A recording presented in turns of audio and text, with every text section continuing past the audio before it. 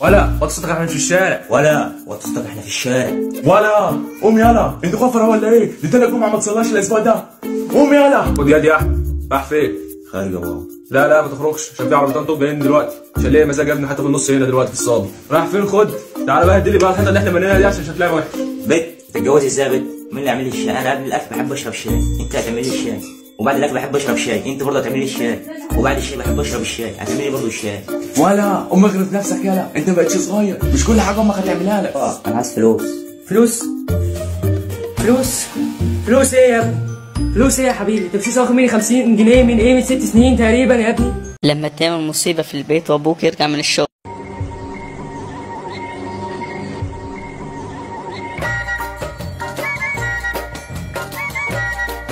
بيدور عليا. لما تضرب اخوك الصغير. انا قلت لك كام مره تكلمني باسلوب احسن من كده؟ انت بتضربني؟ الحقيقه يا بابا اخويا عايز يضربني. نعم. وكمان عايز تضربه قدامي. لما تطلب من ابوك فلوس. بابا اللي يا اخي كل الناس بتحب كلمة بابا، اللي انا بكرهها من بق امك. خير اؤمر. 150 جنيه. 150 جنيه ليه يا ابني؟ هتشتري حتة ارض؟ ارض ب 150 جنيه؟ ده الكلية مطلعة رحلة اجباري للعين السخن. هو انت هتقدمني يالا ان انا دخلتك كلية السياحة؟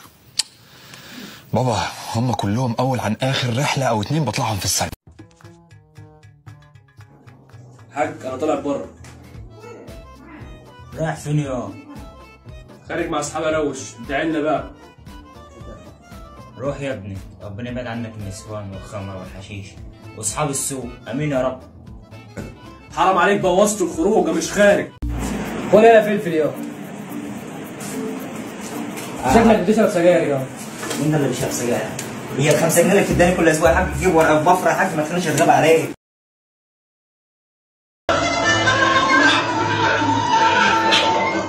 شغل السبيكر.